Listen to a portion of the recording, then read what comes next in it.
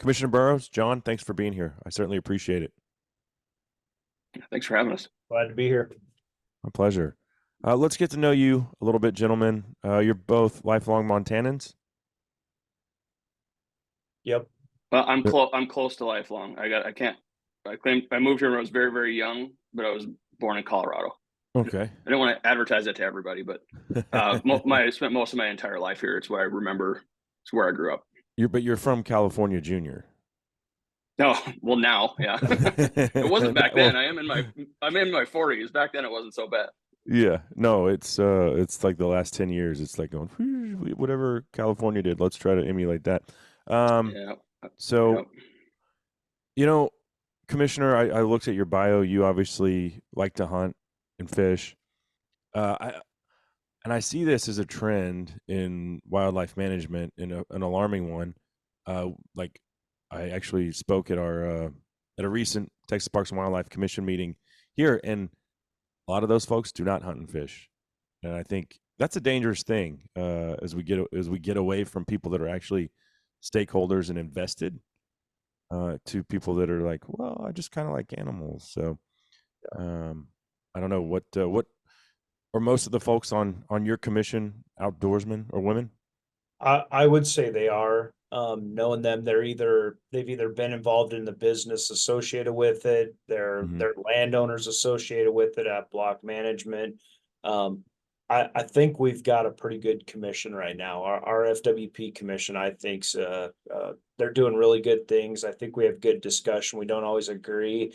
I think I represent maybe a little different dynamic. I'm not a large landowner. I've never been involved with any sort of guide activities. I guess I would classify myself as more of just your average public land sportsman, which I think maybe represents a little different dynamic than what we've had on the commission in the past, or some of the others that are on there now. Mm-hmm. Well, whether you're passionate public land hunter, or you're a private landowner that likes to hunt, the requirement should be you need to be invested in the activities that we're trying to protect. And when you have people that come from a different walk of life with different perspectives, I think it has a tendency to water down the gene pool as far as wildlife management policy makers are concerned. John, how long have you been involved with BHA? Been a member for a long time. I mean, I remember seeing the first ad in, I think it was Traditional Bowhunter magazine over 10 years ago. And, it was a very small organization, kind of spoke to the way that I like to hunt and the passions that I have, which is getting way off roads and getting in the backcountry and kind of having that primitive experience. And I've been volunteering for, I think around 9 years. Okay. Yeah, it's been a while. Yeah. And I'll just be totally transparent. I'm not a big fan of BHA because of past leadership. I think Ryan Bussey, and I know he's running for governor in your state, but I can't stand him. I do not like his politics. It's weird to me. I'm going to put all my eggs in this public land basket, but then I'm going to write a book that essentially, if I had my way, would defund the way that those public lands are supported through devaluing Pittman Robertson dollars. Because I'm sure Ryan knows this. He worked for Kimber for a long time, but the number one round sold in the United States is .223, followed by 9mm. You're let's get rid of those things. But wait a second. There's a bunch of people that don't even hunt that are recreational shooters that support our way of life.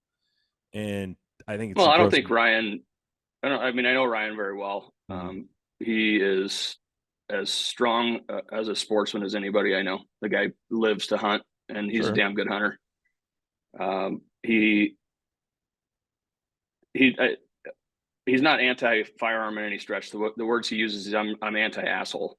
And so using a firearm for a political means, right? And this is me. I hate even putting words in his mouth because I shouldn't be doing it, and I don't really know exactly where, but I'm telling you what I've heard. Yeah. You using a firearm as a symbol for any sort of political violence is something he abhors, and we all should. Sure. And I think that's where he gets with it. Yeah, but if you say I don't think people should own AR-15s, well, then that's different. And the Second Amendment wasn't designed if you heard him say that, do what? I know Land said it. Land said it in front of someone that like I know personally. I've never heard Ryan say that. Now, I'm not saying he hasn't. I've just never heard him say that. Okay.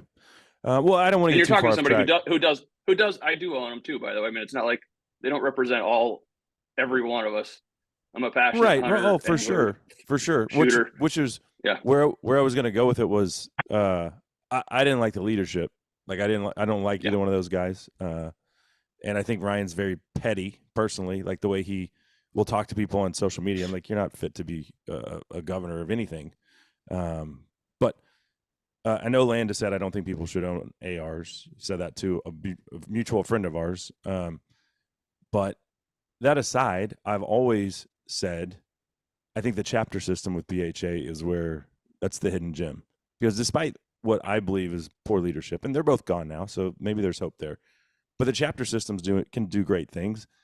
You're proof of that. So you're the president of the Montana chapter. I'm a volunteer chair of the Montana board. Okay.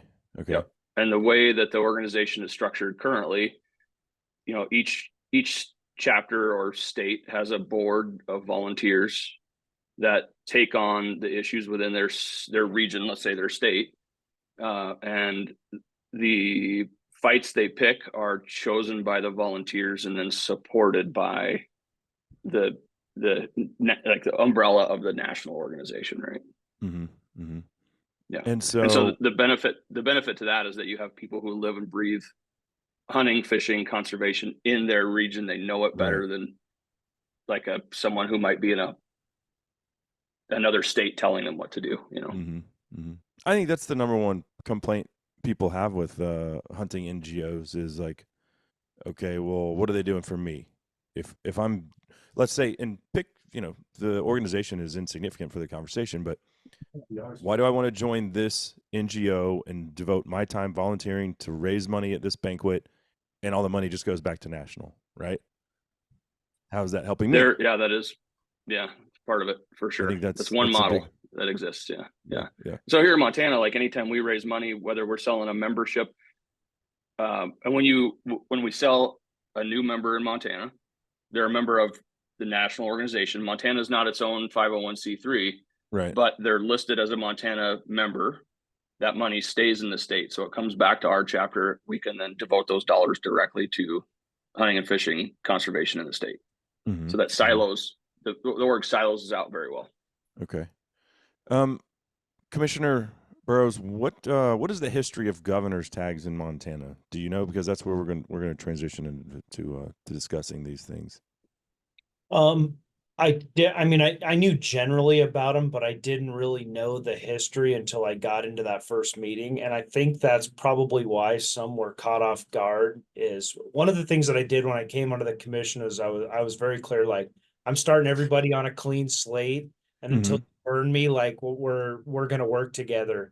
And so that's why when I came into that first meeting, I think there were a few people looking at me like, wait a sec, what did you just do with, or what did you just propose as this tag? Because that's kind of the way it had historically been done. Mm-hmm. But I guess on the face of it, I'd look back at the way we had done it and the way we'd always gone to this, high bid system sold at a banquet. And I thought, what the heck? It sounds like an interesting proposal to do a lottery style on it like that. And yeah. Well, let me tell you my indoctrination into understanding what governor's tags were. I drew a tag in New Mexico to hunt Carson National Forest, Wheeler Peak's the highest peak in New Mexico. And there's not a lot of mule deer there, but there's some big ones. And I heard this guy came in and the year before had smoked the new state record non-typical mule deer. Well, then I found out he had 4 guys watching this deer for him for a month leading up to when it would shed its velvet so he could go in and kill it. And if he paid like $50,000 for the deal. And I was like, well, so my experience, I didn't get a mule deer, and I wasn't jealous that he shot. I didn't care. I was just like, oh, well, that makes sense. No wonder he killed it. He had 4 dudes essentially keeping eyeballs on it until it, shed its velvet. But the money, I was like, well, how are they going to make that money? This guy's at least putting his money where his mouth is, right? He's investing back into the resource. that still rubs a lot of people the wrong way. I'm probably not me. I could care less. But a lot of hunters are like, well, that's BS. You know, well, why does he get to play by a different set of rules? Because a lot of times these governors tags, there's no closed season, like, or the season's extended. You can start before anyone else and finish after everyone else. So there are advantages to it, and it's a pay to play thing. So I don't know. What I saw you guys do seems a little more fair, the lottery style. How much did you guys raise? And this is, when was this auction held? This was recently, right? It was this spring. Okay. And how much did you raise compared to what that tag had traditionally sold for? I'm gonna just kind of ballpark these numbers because I don't remember the exact previous record. It was around $41,000 was the previous record, and we were $56,200. Oh wow! So surpassed what it would have probably have gone for. Yeah, it was about $15,000 more. Okay. I've seen some of these tags in other states. An Oregon bighorn sheep tag went for $370,000 in 2023, and I was reading this article. Apparently, a Montana bighorn went for $480,000 in 2013. So that's a lot of money. Do you think that, based off of the success of this pilot program, Commissioner Burrows, do you think we could raise that much money if we auction off a sheep tag? I guess I have a hard time answering that. I don't know if this kind of hit the bounds of what you can do through a lottery. I guess I don't know if you'd see that much more participation, whether it's a mule deer or moose or bighorn sheep versus, the high numbers that those more trophy tags would bring when you get into, like bighorn sheep, for example. I don't know. And I don't know that we could speculate on it all day, but I don't know that we have the answer to that because it's relatively new. How much did you sell the entries for? $20 a piece. Okay. $20 a piece. And the average person bought three of them or something? Yeah, just I think a little over two when you average it out. That's right. Okay. Yeah, I'm just curious if this could be the wave of the future. But at the same time, that's a lot of $500,000 is a lot of money. So if you said, okay, we're going to do the bighorn sheep, sure is, yeah, and we only raised $300,000. Okay, well, we just lost $200,000 for essentially wildlife conservation funding. Yeah, and so that's where it's where's the balance? I assume that there's probably a cap on the raffle model. I don't know where it is. I have a hard time believing we could raise $500,000 on a sheep raffle. Now, when I say we, I mean Backcountry Hunters and Anglers. But you take maybe Wild Sheep or RMEF, who has 250,000 something members, or you get if you advertise it on your podcast that has a ton of members, or imagine it's on like a Rogan, all of a sudden, like, it's possible. I think it would just be really, really hard. I mean, when we did it, we used kind of like, just grit of our own, like, hey, we better tell the local paper. Let's try to get it out on our own channels as much as we can. Hey, tell your buddies, yell down the street. Like, we did our best as volunteers who we're not strong marketing background or anything. We just like pushed it through, and we're glad it's a success. So we showed that it can be successful. But I think that there's a lot more work to be done on the auction side, or excuse me, the raffle side than the auction side. It's a little bit easier to kind of like go through the process that already exists, the infrastructure. You have a big banquet. There's a bunch of high rollers that show up and they can outbid each other till there's a winner. Versus like trying to drum up 30,000 people at $50 a piece, that kind of thing. Versus what we were like a couple thousand at $20 a piece. I think one thing that's important is we don't try and turn this into some sort of class warfare. I mean, it's so limited on what we do for these governor tags. It's one per animal, and we still have our bonus tag opportunity, and we'll be discussing in the commission meeting this opportunity for residents who put in for the deer and elk tags to be entered into this new lottery style as well. So I think there are opportunities for those that may not be able to write a check for the tag, but like John said, I think there is that opportunity to relatively simple, through one of these banquets, add some profile to the banquet to auction off. And I guess it's frustrating sometimes to see a tag like that, it's really for generating money for these conservation efforts, sometimes kind of try to be pinned towards, put the class welfare side on and warfare and say, this is just for rich guys. Well, it kind of is for rich people. I mean, when you write a $500,000 check for a bighorn sheep tag, like, you are putting your money where your mouth is. And that's a lot of money to buy a tag for, most people. So there are other ways to do it though, too, right? If we're talking about raising money for specific species, you look at sheep as an easy one. There's just not that many sheep tags. And so there's not a lot of people buying tags. There's not a lot of money for sheep management. It's very expensive. You need helicopters and all that stuff to move sheep around. I mean, I gave up. If you're gonna, I'm a Texan, and I have sheep points in Colorado, Wyoming, Montana, and maybe Utah, I think. And I finally just was like, I'm 42, and I think I have like 8 or 9 points in each one. I'm just like, it's pointless. So I'll put in for the, like, New Mexico's like completely random. I'll keep doing that one, but I'd be in a walker by the time I actually drew my sheep tag at this point with supply and demand. So I was just like, I'm not even going to mess with that anymore. But it's becoming harder and harder. More people want to do it, and it is, even if you do draw a tag, it can be really expensive, right? But I'm thinking just between like the raffle and the auction, and you're trying to raise money for a specific species and the conservation of that species. There's other ways to generate money that you can still like Commissioner Burrows said. Maybe there's other ways to preserve the equal opportunity, not based on the size of your checkbook, but still raise a fair amount of money for that species. I think we can get creative with it. And I don't know that I have an answer for you right now, but surely if we sat down and just kind of threw ideas back and forth, we could figure out ways to raise money and preserve the opportunity for the regular working hunter to have a shot at one of those tags. Commissioner Burrows, what was the biggest gripe that you've heard from let's just say the average hunter, like yourself, like you described yourself? Yeah. Relating to governor's tags. Oh, relating to governor's tags? Yeah. I haven't really heard much. I mean, I don't hear much of a gripe. If I hear anything, it's probably that, it's rich sportsmen and women get to purchase a tag that none of us can afford. Well,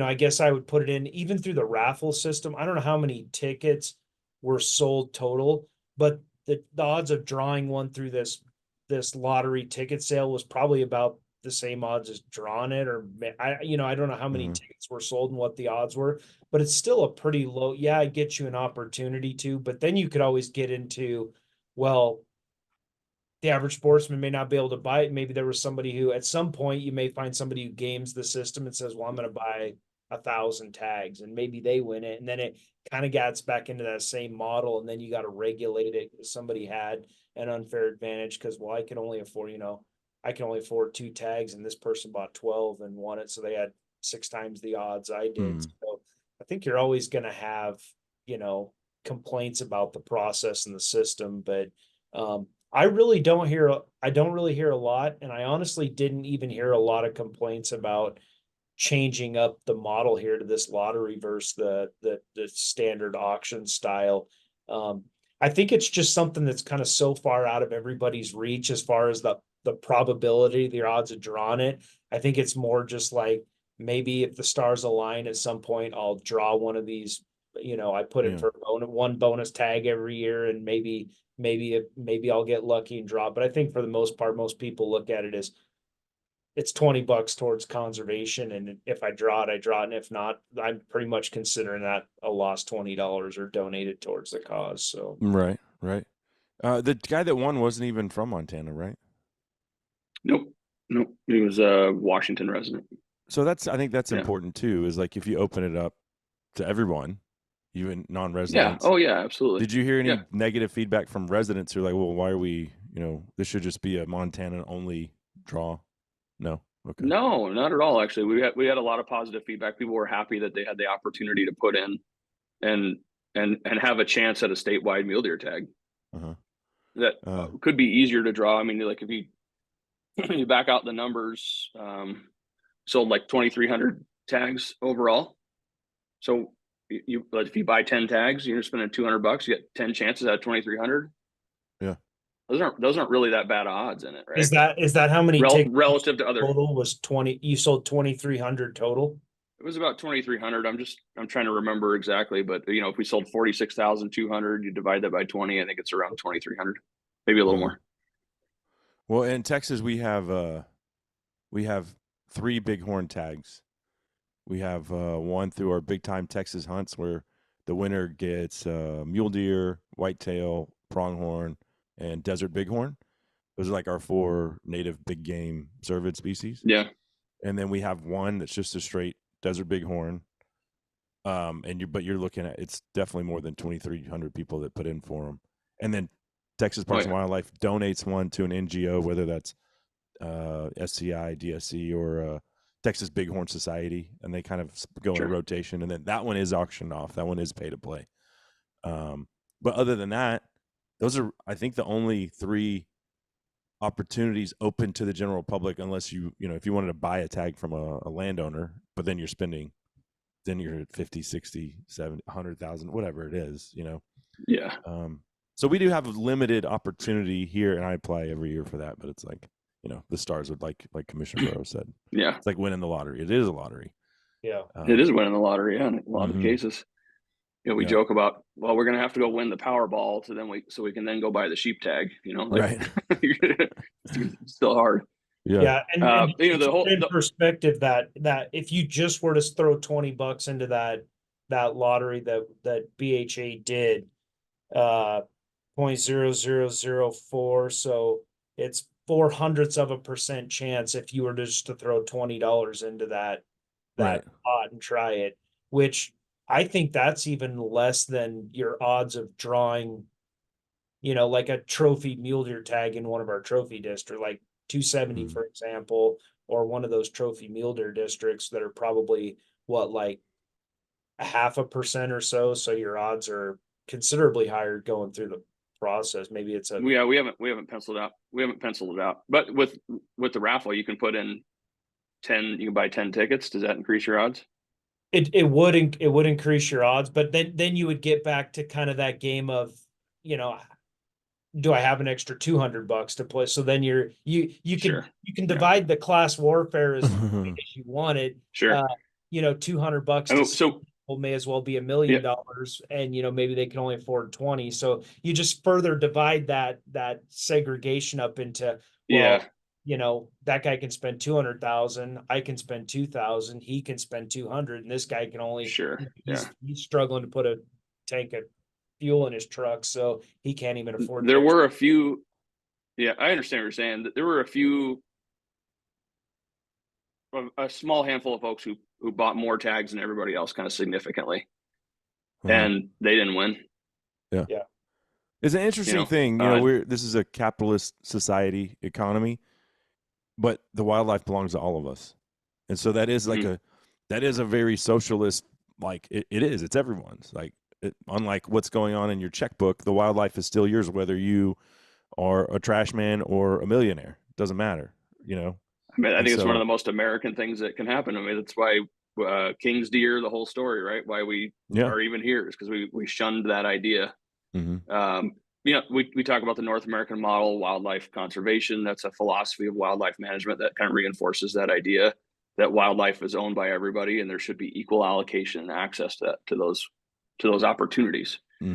The auction model certainly is a violation of that, right? Because you're basically saying whoever has the biggest checkbook has the best chance of buying a tag.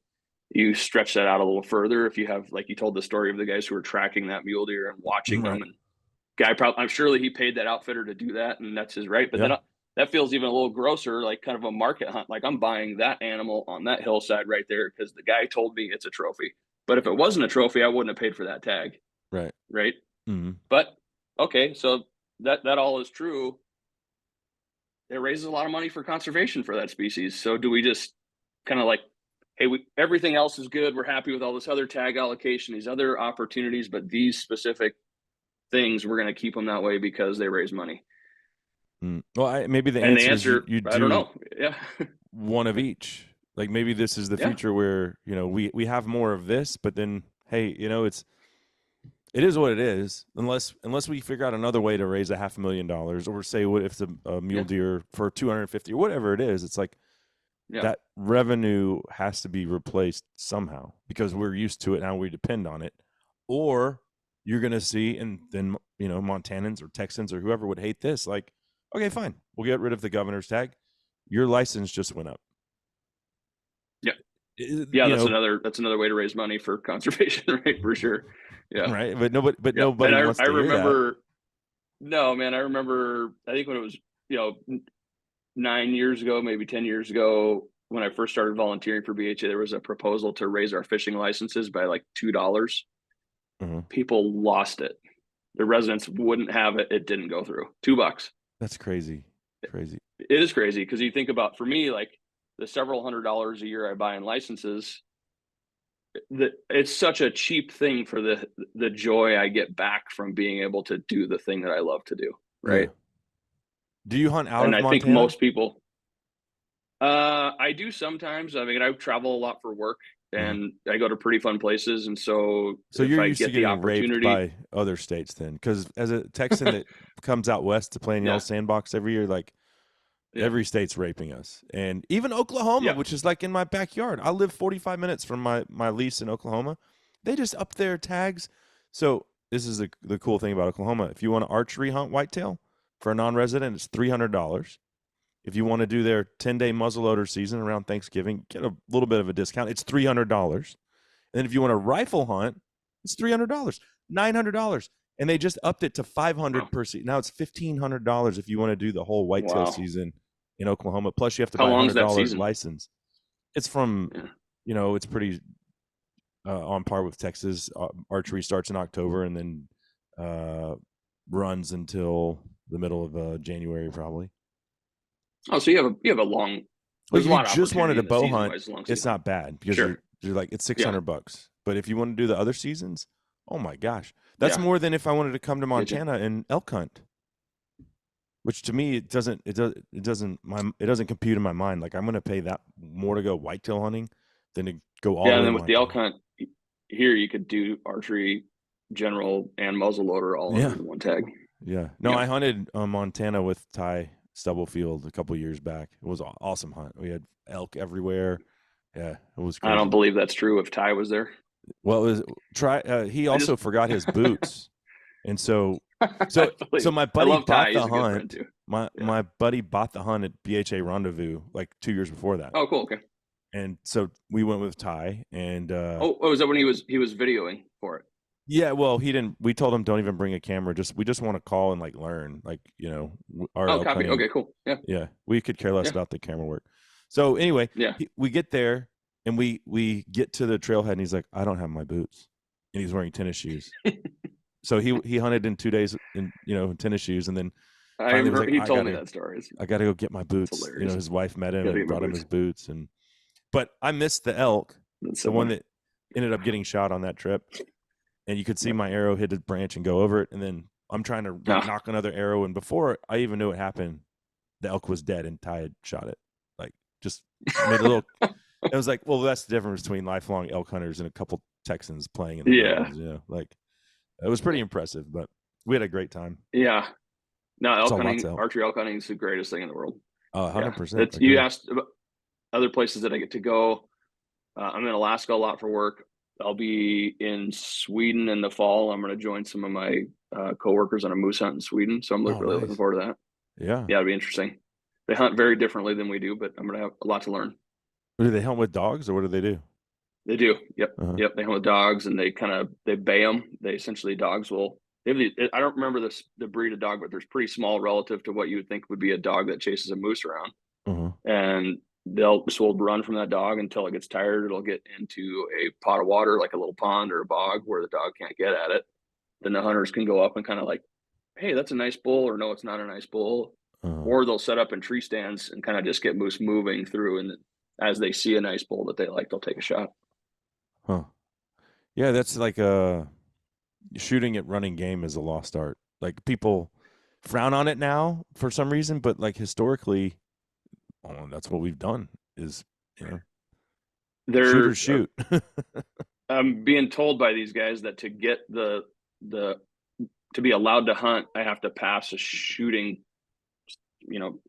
simulation, test? which, a proficiency test, which is on a moving target. Oh, fascinating. Yeah, it'll be interesting for me. We'll see how. Yeah, that's going to be cool. And traveling the world to hunt is, that's cool that you're fortunate enough to get to do that. What about you, Commissioner Burrows? Do you hunt out of Montana? I don't. Keep it close to home? I keep it close to home. What's your favorite thing to hunt?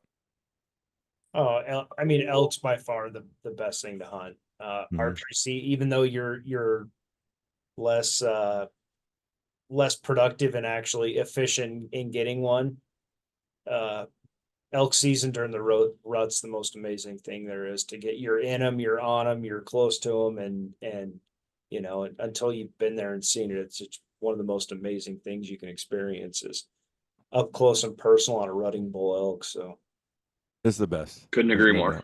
Yeah. Could not agree 100%. more. Yeah. Okay. Well, I think, hopefully there's a way to get other states interested in this. I don't know. Does Montana have plans to, based off of the success of this raffle, to run it back or maybe expand it into other species? Yeah, I think so. Right now, moose, sheep, goat, via legislation, those tags are not allowed to be raffled. They must be auctioned. And so there may be an effort to just change the law this next upcoming legislative session, which would give the commission only the opportunity to do that, not a requirement, so they could choose one or the other. And that would be up to their purview to decide the best way to move forward with that. But right now we're limited to where it's only an auction for the big three. Okay. Yeah. But I think, our hope is that the auction thing stays around, and with animals like the mule deer tag that I think can be replicated year after year and be successful in the auction model. I think that's a good place to go. Mm-hmm. Yeah. Well, and maybe, or excuse me, the raffle model. I apologize. Not the auction. The raffle model. Yeah. Yeah. And maybe other states can follow suit, and at the very least, have a couple raffles annually in addition to, because until we find a way to replace that revenue, like I'm gonna say the governor's tags are necessary evil, important. Right? Like, well, even if I don't even call them an evil, I just feel like, they're here. So why would we get rid of that money until we find another way to replace it? Kudos to those guys that are willing to write those checks. They don't have to do that. So I don't want to take anything away from them. I think Commissioner Burrows, he said, look, they are contributing whether we like it or not. But I don't think anybody wants to get into some kind of blue collar versus white collar deal when it comes to hunting, because we're all on the same team. No, not at all. No, not at all. I don't think that's the purpose of this conversation. It's just there is that. But you do hear those gripes on social media, don't you? You see them. It's like a lot of people like, we gotta get rid of the governor's tax. Okay, I hear you, and I respect your opinion. How are we going to replace that revenue? I think the money's I don't even know where the governor's tax started, to be honest, but I would suspect that it probably has to do with this idea of we can raise a whole lot of money for this individual species that otherwise doesn't have it. Maybe we go this route. Yeah. And I fully support that idea. Like the species deserves the conservation dollars. I think if a couple of us sat around a room for a little while and threw out some ideas, you may come up with a way to generate a similar amount of money and preserve the raffle style or the equal opportunity, equal chance. And if you do that, you might get more people into the table, and it might be a really good thing. You have more people around that table, all putting it together, all contributing, all buying into the conservation model. Yeah. So, Commissioner, I have one more question for you, because I do follow Ryan Bussey's social media page, and if you look at it, he basically says that Montana, Fish and Wildlife, Montana is Fish, Wildlife, and Parks, or whatever. Fish, Wildlife, and Parks. That it's in like dire straits right now, but you're telling me you have a really good commission. So I'm trying to make sense of what I see him saying versus what's reality. Like, is under the current administration, like wildlife under attack in any way, shape, or form, or hunters losing opportunity? I mean, I don't think so. I think Mr. Bussey's playing political games with that. He was actually in one of our. I'm a county commissioner as well. He was at one of our county commission meeting and kind of threw the FWP commission under the bus while we were talking with him there at the county commission meeting. And um, I've never heard him comment. I think it's unfortunate when people uh lob bombs at the FWP and FWP commission, and I've never seen their name on an email or a comment on any proposal we've ever done. I think that's frustrating. But no, I mean, I think we're trying to balance, we've got it. It's a difficult dynamic, and the science can guide us, but there's no answer. I mean, we would need FWP commissioners if there was an answer to all of our problems here. And you start throwing in drought and you throw in predator, everybody wants to blame our mule deer issues in Montana on predators only. Well, we've got drought going on here. We've got loss of habitat. They're a much more temperamental animal than, say, a whitetail. So there's so many dynamics here, and we're trying to balance them all. And I think it's unfortunate when somebody disagrees maybe with the direction that the department, the governor, the commission goes, that they're automatically in it to say, oh, you're in it for selling to rich landowners, or you're in it for this nefarious reason. And I think that's really unfortunate, because what I've seen is a true desire by a commission, our seven member commission. They dig into the details. They're not yes sirs for the department or the governor or anybody else. I mean, they dig in, they do their homework, and they truly care about the resource and protecting the resource and sportsman opportunity. So we're really trying to balance that. And I think anybody who watches our meetings will see that. I mean, it's not just, we don't just walk in and accept recommendations. We're asking questions. We've got split votes, and I think that's a good thing. No, it's healthy for sure. To ask those questions. And we don't always agree on everything. But as long as science is the guiding light, like when it comes to wildlife management, then we're headed in the right direction. It's when we deviate from that path that things get a little dicey. And the people that lose are obviously us, but more importantly, the wildlife loses when you devalue it. I mean, it doesn't matter if it's here or if it's in Africa or anywhere. It doesn't matter. Yeah. If the wildlife doesn't have a monetary value, and it sounds terrible to say that, right? Like, oh, you hunters only like them because you put a dollar bill on their head, and that's what you see. I'm like, well, what? Okay, well, what do you see? What are you doing? And the answer is they're not doing anything other than bitching. That's it. They're not contributing. So, and they won't pat us on the back, and we don't ask them to. But at the end of the day, wildlife will lose if hunting goes away. I appreciate your answer to that question. No question about that. Yeah, and John, thank you for what you guys did. Yeah. And for jumping on here, and like I said, historically, and I went to Rendezvous. I've stuck my toes in the water of BHA, and it's encouraging for me to see that what I already believe, that the chapters are making a difference and are doing really good things on the ground in their own local state. So appreciate that. I appreciate that. Yeah, we do try hard. We have just a quick note, like diverse board. We got leaders all the way from Billings, Fort Peck, Havre. Like, we've got people from all over the state who represent their own little regions, and within those areas, they're kind of in their own little fiefdom. They are the leaders on the ground. And so the state is truly a bottoms up flow of information and decision making, because they're going to know what's happening better there. And that's how we make decisions. We don't have somebody in Missoula, where I live, telling someone in Billings what they should be doing. The leader in Billings knows best, right? And so absolutely, that matters to our effectiveness. And I think a lot of the chapters are broken up the same way across the different states, so that the organization really starts at the grassroots and moves up from there. Yeah. Well, I appreciate your time, guys. Real quick, last question for each of you. You're going to Sweden moose hunting. So that's probably that'd be like a bucket list thing to check off there. What tags did you draw for this season? I didn't draw any of the special tags that I put in for Montana. But you still, as a Montanan, you still get to buy like over-the-counter elk and mule deer. Yeah, I can get my general license for deer and elk and bear. Montana. All the stuff.